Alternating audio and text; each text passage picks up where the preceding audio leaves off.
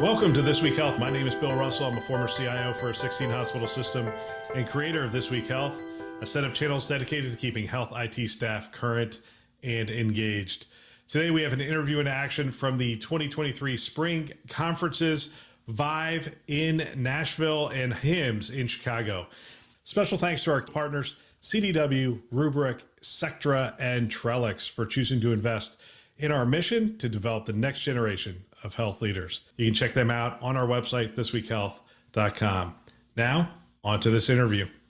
Here we are from HIMSS 2023 in Chicago, and I'm here with Karla Christopher with Health Data Movers.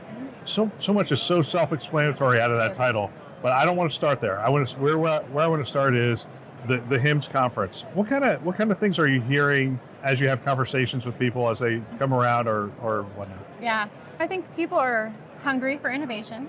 So they're here looking for something that's going to help solve the problems everybody has. The patient engagement, provider burnout, nursing shortages, things like that. Obviously, AI is on the top of everybody's mind. There's 100 booths out there that are AI related. So. It used to be, when people were talking AI, it used to be they were just like throwing it in and saying, oh yeah, we do AI. Right, when it was really analytics. And now people are showing me, it's like, yeah, we take this image and then we turn it into a stick figure, and then we determine whether it's a fall or what. I'm like, how are you doing that? It's like, it's incredible. It's artificial intelligence. I'm like, well, we're seeing more and more of it. The data side, there's the HIMSS conferences is one of those places that we come, we hear what HHS is up to, we hear what the next thing is. What is the next thing that people are talking about on the data side? Is it interoperability? Is it 21st century cures? Or is it just getting more out of that asset that they have? I think it's all of those things, really. We talk about AI and people creating these really cool tools that do these amazing things, but those tools aren't of any use if they're not where the clinicians need them, when they need them, which is in the EMR. So interoperability is going to continue to be on the top of everybody's mind, connecting that data.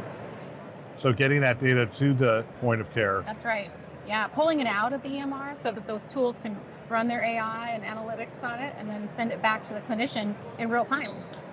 But getting that data back in the EHR has always been like a bridge too far. You think? Have we crossed that bridge? Are we actually getting it back in? Oh yeah, we're past that. We're getting it back in a lot of different ways. I've been in this business 25 plus years, a long time in healthcare technology. We started out with this best of breed kind of industry environment, and we saw this mass migration to these large enterprise systems. And now we are seeing kind of a migration back to best of breed, and those best of breed solutions need to communicate with that foundation EMR. So the EMRs, it's been slow road, but they have opened their doors, so to speak, and we've been able to push data back in pretty seamlessly. What's the best way that we are pushing the data back in today? Is it through APIs or is it? Ideally, though that's not always possible. There's not APIs for everything just yet. For example, orders and results. You can transmit orders over APIs. Results can't always go that way. So you probably have to send a HL7 result message over or PDF. Alex's lemonade stand was started by my daughter Alex in her front yard. By the time she was 4, she knew there was more that could be done. And she told us she was going to have a lemonade stand, and she wanted to give the money to her doctor so they could help kids like her. It was cute, right? She's going to cure cancer with a lemonade stand. Like only a 4-year-old would think that.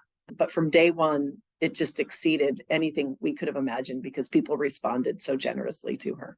We are working to give back and are excited to partner with Alex's Lemonade Stand this year. Having a child with cancer is one of the most painful and difficult situations a family can face. At Alex's Lemonade Stand Foundation, they understand the personal side of the diagnosis, the resources needed, and the impact that funded research can have for better treatments and more cures. You can get more information about them at alexslemonade.org. We are asking you to join us. You can hit our website. There's a banner at the top, and it says Alex's Lemonade Stand there. You can click on that and give money directly to the lemonade stand itself. Now, back to the show. So, health data movers. Yeah. Is it more than just moving data around? A lot more. Yeah. Might need to change the name. Anyway. I said that too, but we're here, we're HDM. Who we're going to be.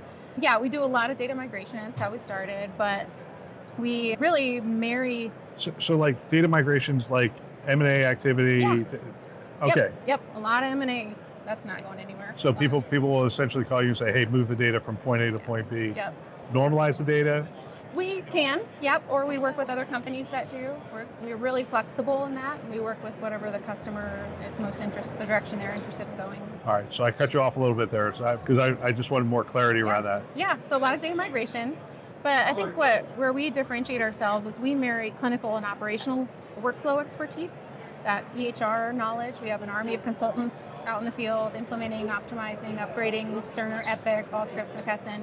But we marry that with deep technological expertise. So I have a team of software developers, a team of integrators, and a team of data migrators. So we're able to combine those two to create solutions that really work for the end users.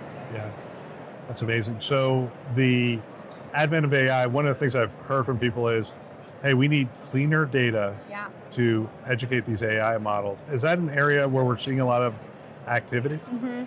Yes, but it's not just clean data, it's access to all data, right? So there's a lot of data that's missing in certain communities. So there's a big push in the AI community around sharing pediatric data to solve some of those problems, but that's such a limited data set. It's pediatrics. We need to have access to all data to really get over those social determinant of health kind of challenges that we see.